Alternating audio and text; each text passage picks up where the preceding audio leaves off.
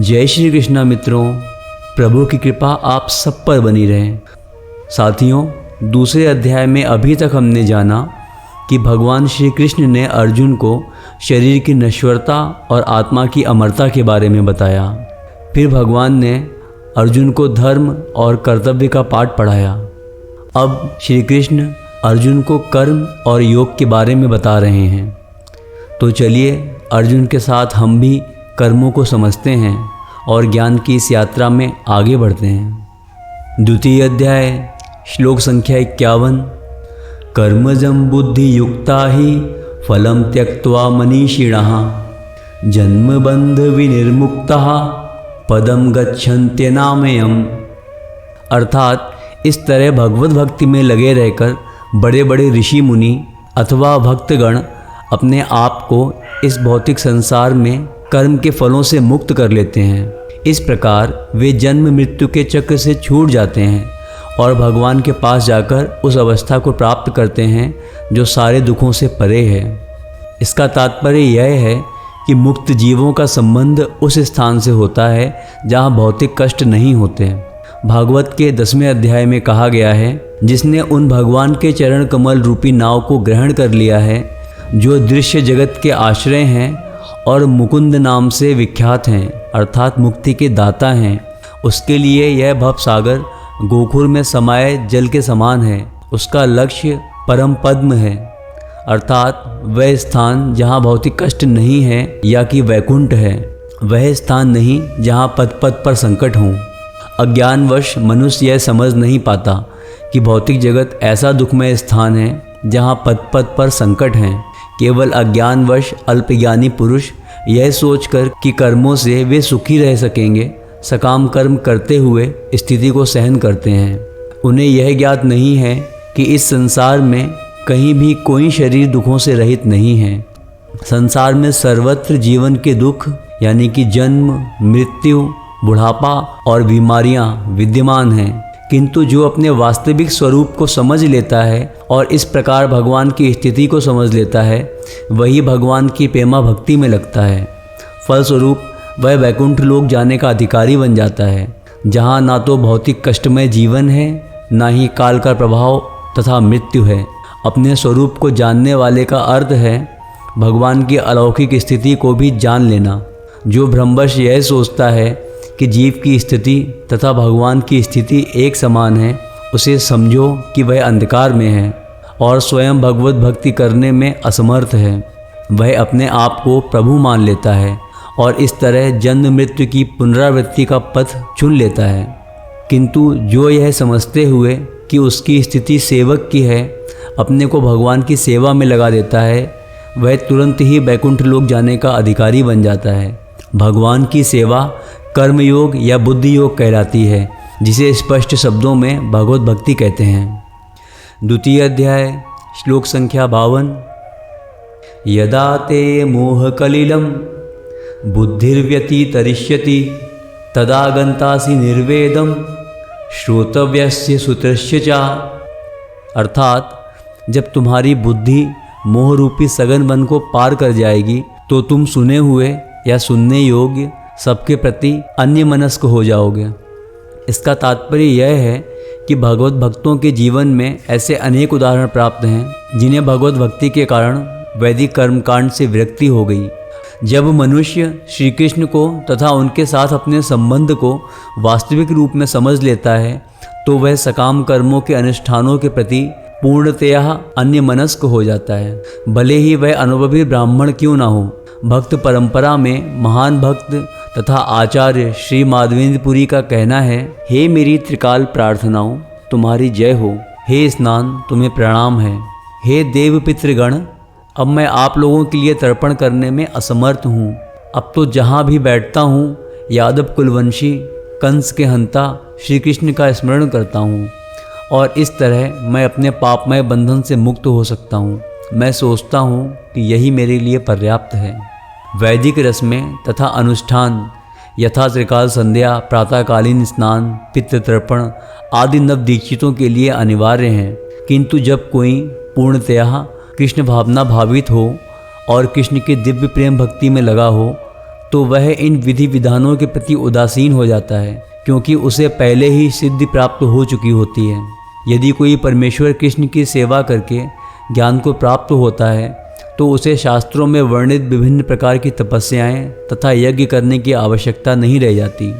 इसी प्रकार जो यह नहीं समझता कि वेदों का उद्देश्य कृष्ण तक पहुंचना है और अपने आप को अनुष्ठान आदि में व्यस्त रखता है, वह केवल अपना समय नष्ट करता है। कृष्ण भावना भावित व्यक्ति शब्द ब्रह्म की सीमा या वेदों तथा उपनिषदों की परिधि को भी लांघ जाता है। द्वितीय अध्याय श्लोक संख्या 53। श्रुति विप्रतिपन्ना ते यदा स्थास्यति निश्चला समाधौ अचला बुद्धि तदा योगम अवाप्स्यसि। अर्थात जब तुम्हारा मन वेदों की अलंकारमयी भाषा से विचलित ना हो और वह आत्म साक्षात्कार की समाधि में स्थिर हो जाए, तब तुम्हें दिव्य चेतना प्राप्त हो जाएगी। इसका तात्पर्य यह है कि कोई समाधि में है, इस कथन का अर्थ होता है कि वह पूर्णतया कृष्ण भावना भावित है, अर्थात उसने पूर्ण समाधि में ब्रह्मा, परमात्मा तथा भगवान को प्राप्त कर लिया है। आत्म साक्षात्कार की सर्वोच्च सिद्धि यह जान लेना है कि मनुष्य कृष्ण का शाश्वत दास है और उसका एकमात्र कर्तव्य कृष्ण भावनामृत में अपने सारे कर्म करना है। कृष्ण भावना भावित व्यक्ति या भगवान के एकनिष्ठ भक्त को ना तो वेदों की अलंकारमयी वाणी से विचलित होना चाहिए, ना ही स्वर्ग जाने के उद्देश्य से सकाम कर्मों में प्रवृत्त होना चाहिए। कृष्ण भावनामृत में मनुष्य कृष्ण के सानिध्य में रहता है और कृष्ण से प्राप्त सारे आदेश उस दिव्य अवस्था में समझे जा सकते हैं। ऐसे कार्यों के परिणाम स्वरूप निश्चयात्मक ज्ञान की प्राप्ति निश्चित है। उसे कृष्ण या उनके प्रतिनिधि गुरु की आज्ञाओं का पालन मात्र करना होगा। द्वितीय अध्याय श्लोक संख्या 54। अर्जुन उवाच स्थित प्रज्ञस्य का भाषा समाधिस्तस्य केशव स्थितधि किम प्रभाषेत किमासीत व्रजेत किम। अर्थात अर्जुन ने कहा, हे कृष्ण, अध्यात्म में लीन चेतना वाले व्यक्ति के क्या लक्षण हैं? वह कैसे बोलता है तथा उसकी भाषा क्या है? वह किस तरह बैठता है और चलता है? जिस प्रकार प्रत्येक व्यक्ति के विशिष्ट स्थिति के अनुसार कुछ लक्षण होते हैं, उसी प्रकार कृष्ण भावना भावित पुरुष का विशिष्ट स्वभाव होता है। यथा उसका बोलना, चलना, सोचना आदि। जिस प्रकार धनी पुरुष के कुछ लक्षण होते हैं जिनसे वह धनवान जाना जाता है या कि विद्वान अपने गुणों से विद्वान जाना जाता है, उसी तरह कृष्ण की दिव्य चेतना से युक्त व्यक्ति अपने विशिष्ट लक्षणों से जाना जाता है। इन लक्षणों को भगवद गीता से जाना जा सकता है, किंतु सबसे महत्वपूर्ण बात यह है कि कृष्ण भावना भावित व्यक्ति किस तरह बोलता है, क्योंकि वाणी ही किसी मनुष्य का सबसे महत्वपूर्ण गुण है। कहा जाता है कि मूर्ख का पता तब तक नहीं लगता जब तक वह बोलता नहीं है। एक बने ठने मूर्ख को तब तक नहीं पहचाना जा सकता जब तक वह बोले नहीं, किंतु बोलते ही उसका यथार्थ रूप प्रकट हो जाता है। कृष्ण भावना भावित व्यक्ति का सर्वप्रमुख लक्षण यह है कि वह केवल कृष्ण तथा उन्हीं के संबद्ध विषयों के बारे में बोलता है। फिर तो अन्य लक्षण स्वतः प्रकट हो जाते हैं, जिनका उल्लेख आगे किया गया है।